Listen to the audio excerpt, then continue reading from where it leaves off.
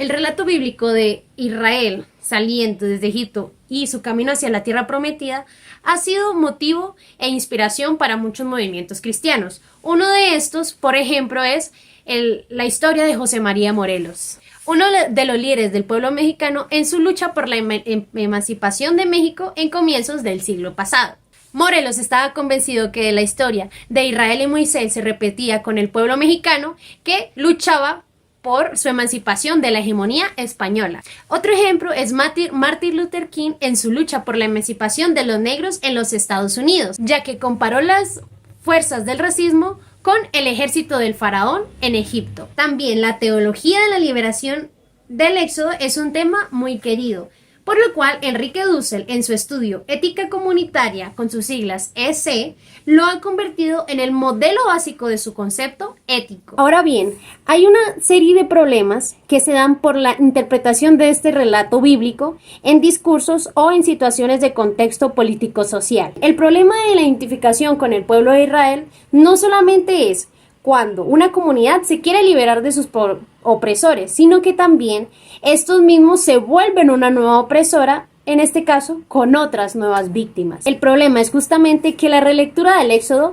ha servido para cumplir dos objetivos: darle un valor o justificación a la propia liberación, pero también justificar la opresión de otros, por lo cual puede ser útil en un contexto de liberación, pero también en un contexto de nueva opresión. Ahora bien, el conflicto no es la forma de interpretar. En conflicto, según Croatto, es extraer un significado de este relato, el cual estuviera establecido para siempre. Por otra parte, interpretar no es reproducir lo que ya dijo el texto, sino crear un significado nuevo en base al texto que se agregue a este. Por ende, al Éxodo no se le puede convertir en un relato de opresión. Pero entonces, ¿cuál es el criterio para evaluar las interpretaciones posteriores del relato del Éxodo? Solo si hubo una liberación efectiva en un pueblo existente, en este caso el pueblo de Israel, el relato del Éxodo puede ser esperanza para las nuevas generaciones, porque muestra que no solamente la liberación es un sueño o una ilusión, sino una posibilidad real en la historia de los hombres. Entonces, ¿cuál es el riesgo de una mala interpretación del relato del Éxodo? Que el oprimido puede equivocarse respecto al análisis de su situación o respecto al camino que debe llevarlo hacia la liberación, ya que el oprimido de ayer puede ser el opresor de mañana.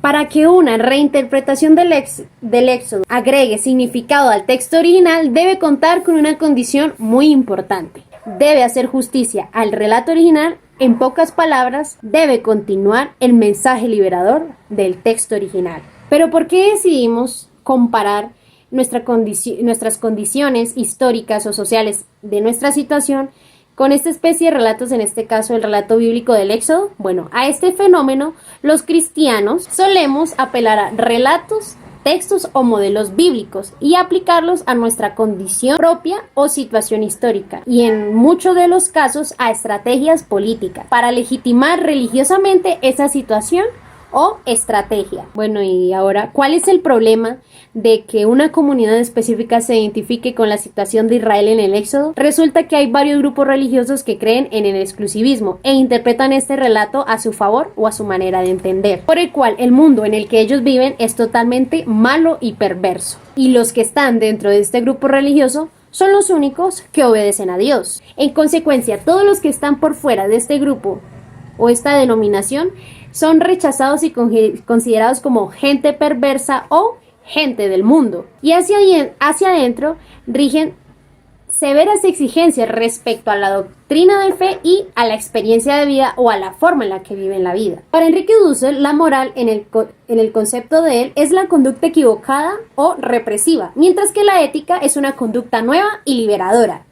Ambos términos señalan entonces una conducta totalmente humana, y esta reflexión sobre la conducta humana para Dussel es una tarea de la teología. Además, que la ética verdadera se presenta como una fuerza sumamente crítica. Para Dussel, el pensamiento entre la oposición entre moral y ética está presente en toda la Biblia. El mundo viejo con su moral represiva y el mundo nuevo con su ética liberadora. En este orden de ideas, Egipto representa el sistema de dominación, mientras que la tierra prometida va orientada hacia la ética. Bueno, ¿y todo esto qué tiene que ver con la ética comunitaria de Enrique Dussel? Bueno, Enrique Dussel propone que la ética comunitaria se caracteriza por la completa oposición de dos polos. El mundo malo, con su moral represiva, completamente gobernado por el mal y por el maligno, y el orden nuevo, el reino de Dios con su ética liberadora, para cual en este mundo no hay lugar existente. Por lo cual, el balance de estos dos polos, el hombre tiene que convertirse en un sujeto de praxis liberadora, que construirá una sociedad justa y humana. No podemos olvidar que el hombre está totalmente regido por el sistema social,